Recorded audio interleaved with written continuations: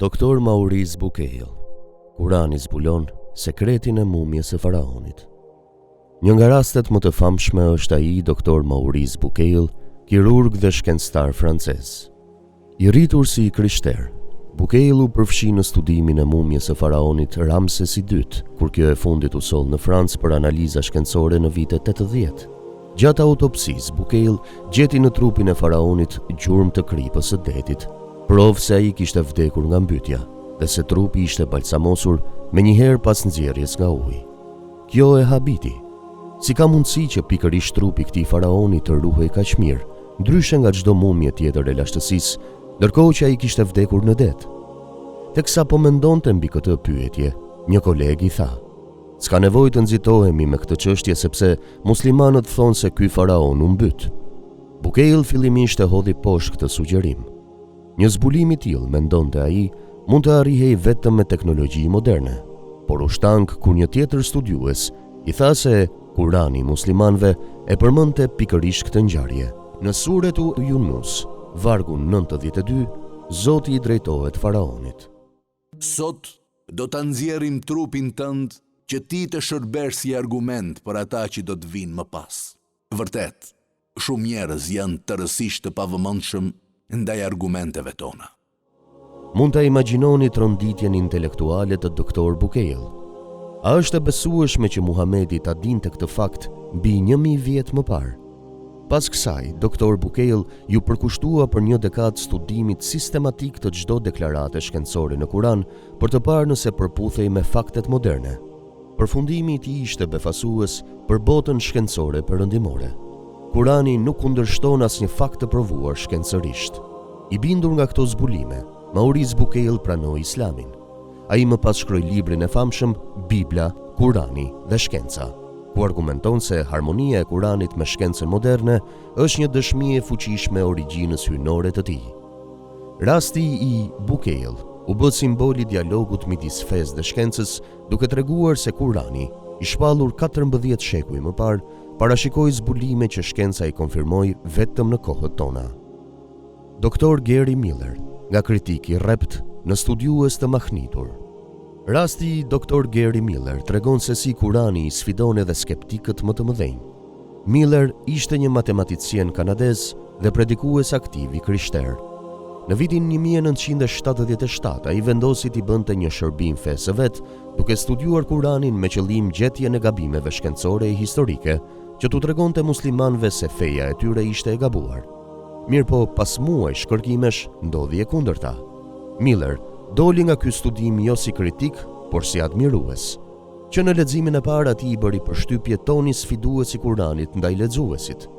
Kurani hapur i ftonte njerëzit të kërkojnë kundërthënie brenda tekstit të vet, duke thënë: A nuk meditojnë ata rreth Kuranit, sikur të ishte prej dikujt tjetër e jo prej Allahut? Do të kishin gjetur në të shumë kundërthënie.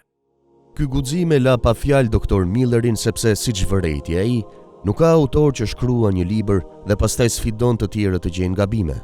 Kurani bën pikërisht këtë. Gjatë studimit, Gary Miller hasi gjithashtu disa ajete profetike mahnitse. Njëri prej tyre është ai i sures El Mesed, i shpallur rreth 10 vjet para vdekjes së xhaxhait armiqësor të profetit. Në këtë sure parashikoi se ky njeri kur nuk do të pranonte besimin. Miller vuri re se ai pati plot mundësi ta mohonte Kuranin, mjaftonte qofte dhe shtirja e një konvertimi. Por ai nuk e bëri kurrë këtë gjatë gjithë jetës. Si mund të ishte Muhamedi kaq i sigurt në parashikimin e tij? Pyeti veten Miller, përveç nëse Kurani ishte me të vërtetë shpallje hyjnore. Ky lloj argumenti logjik i mbështetur në fakte historike e bindi atë se Kurani s'mund të ishte vepër e një njeriu. Pas këtyre zbulimeve, Gary Miller pranoi Islamin në vitin 1978. Ai u përkushtua dijes islame dhe dialogut fetar, madje shkroi librin The Amazing Quran, Kurani i mrekullueshëm, ku renditi mjaft shembuj të përputhjes së Kuranit me shkencën moderne që e kishin mahnitur gjatë studimit të tij. Ish kritiku u shndërrua kështu në një orator të devotshëm që dëshmonte se sfidat dhe parimet unike të Kuranit e kishin bindur për vërtetësinë e Islamit.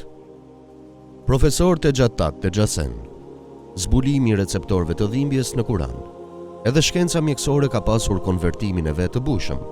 Profesor Tejatat Tejasen nga Tajlanda ishte një anatomist me famë botërore, ish dekani mjekësisë në Universitetin Chiang Mai dhe besimit budist.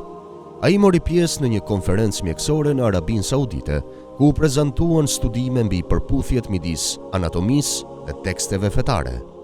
Aty profesor Tejasen u njoh me një ajet të Kuranit lidhur me shqisat e dhimbjes në lëkurë, i cili e la të shtangur. Në suretu En-Nisa, vargu 56, Zoti thot: Nuk ka dyshim se ata që kanë mohuar argumentet tona do t'i flakim në zjarr. Sa herë që do t'u digjet një lëkurë, ne do t'u azëvendësojmë me lëkurë tjetër që ta shijojnë mirë dënimin. Ky ajet përshkruan diçka që sot përputhet me njohuritë mjekësore. Ndjesia e dhimbjes në djegje transmetohet kryesisht përmes receptorëve nervor në lëkurë. Në djegjet shumë të thella, ku këta receptor shkatrohen, zona e prekur mund të humbas ndjesinë e dhimbjes, një fakt që shkenca e ka kuptuar gradualisht gjatë zhvillimit të neurofiziologjisë moderne në shekullin e fundit. I magjepsur nga ky zbulim, profesor Tejasen kaloi një vit duke hulumtuar më tej tekstet islame dhe duke krahasuar të dhënat. Përfundimi i tij ishte i prerë. Besoj se gjithçka që është shënuar në Kuran 1400 vjet më parë është e vërteta, e provuar nga shkenca, tha ai. Ai kuptoi se Muhamedi nuk mund të merrte këtë dije nga vetja, dhe se autori i vërtet i Kuranit mund të ishte vetëse krijuesi i dijshëm i botës. Kështu në sesionin përmbyllës të një konference shkencore, profesor Tejasen u ngrit para të pranishmëve dhe dëshmoi besimin e tij se s'ka zot tjetër veç Allahut dhe se Muhamedi është i dërguari i tij.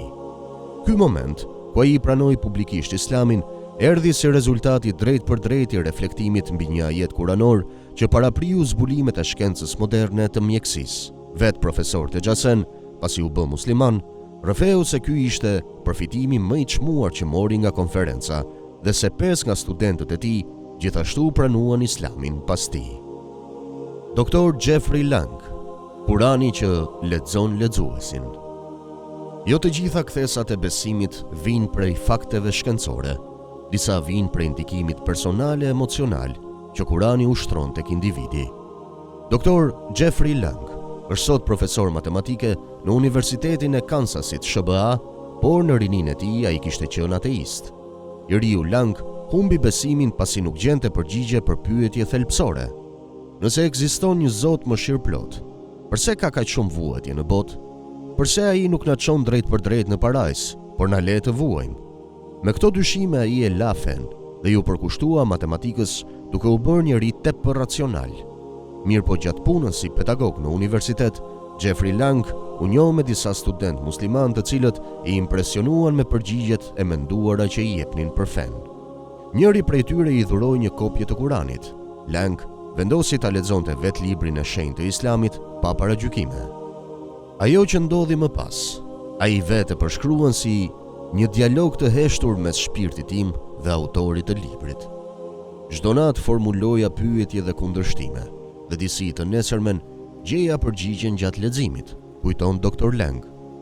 Dukej sikur autori i Kuranit po lexonte mendimet e mia dhe shkruante rreshtat e duhur në kohë për leximin tim të radhës.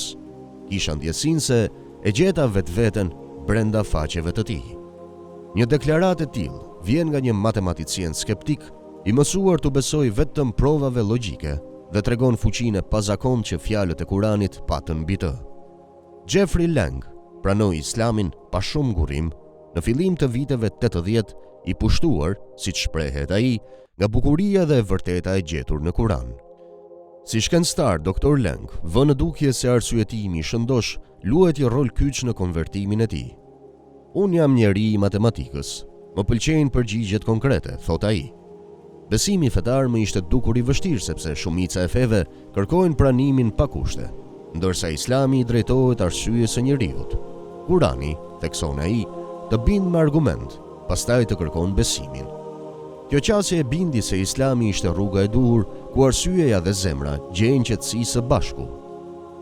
Historitë e mësipërme, që përfshin shkencëtar, intelektual e artist, tregojnë se si Kurani vazhdon të rezonojë fuqishëm si me arsyen, ashtu edhe me shpirtin e njerëzve. Disa u mahnitën nga përputhja e tij me shkencën e faktet historike, të tjerë nga thellësia morale e logjike e mesazhit, por për të gjithë rezultati ishte i njëjtë, bindja se Kurani është një testament i së vërtetës hyjnore.